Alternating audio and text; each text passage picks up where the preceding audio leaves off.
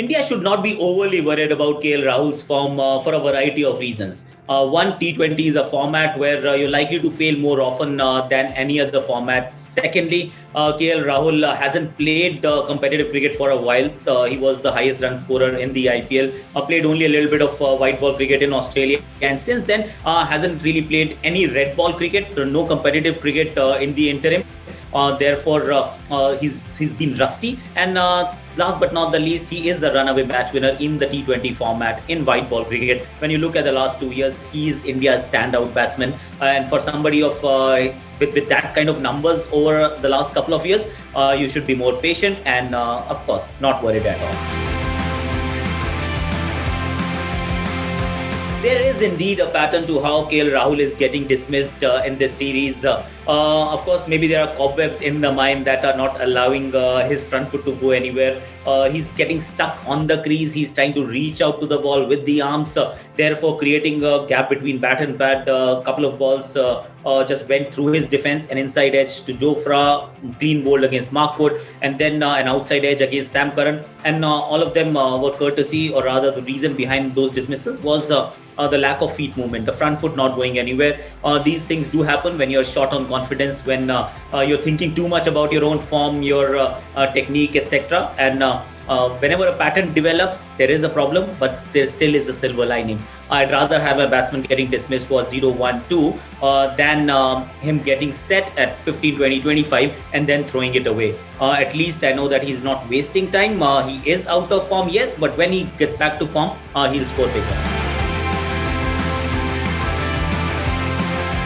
The challenge is, I think, both mental and technical. We have spoken about the technical aspect, the front foot not going anywhere, but it all starts with the mind. Because KL Rahul is that kind of a batsman who is a free-flowing batsman who's technically fairly compact. Guy, one of the three Indians who has scored a century in all three formats, Test, One Day, T20Is. And he does make batting look ever so easy, even in the T20 format, because he's one, pleasing on the eye. And the reason why he's pleasing on the eye is because he's technically very compact. But now it seems that the mental aspect, just being underconfident, hasn't really played to competitive cricket for a while, and that is perhaps just been his undoing, and therefore the front foot not going anywhere. So the reasons are actually both mental and technical. No, I won't go that far. And even if that were to be the case, I'd say it's all right, because we've seen him score big, score consistently in the shortest format, a format that dictates inconsistency. We've seen KL Rahul being extremely consistent. So when you go through a bad patch, of course, everybody goes through that same low patch, low phase. You will get out cheaply. He bats at the top of the order. And that will always be difficult, because when you see openers going through a bad patch, they won't really scratch around to score a 20 or a 30.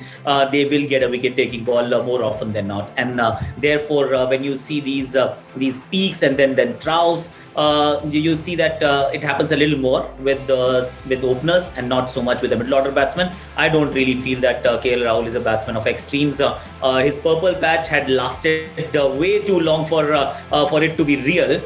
So now that he's going through a slightly lean patch, I think it's absolutely par for the course. I think India should keep playing him, and that's how you really support a batsman, because when you're in good form, you don't need any support. You don't want somebody to put a hand on your shoulder, look after your back. Everything takes care of itself. In fact, you are the leader, everyone else is a follower when you are amongst the runs. But it's when you're not scoring runs, when you're down on confidence, whether it's mental or technical or both, the fact is that is when you need the team to stand by you, stand with you. And I would actually give him a really long rope. So if anything, I may toy with the idea of putting him at number 3 or 4 just for a couple of games before bringing him back up the batting order, because there is another opener in the side. But I will not entertain the thought of dropping him at this point in time.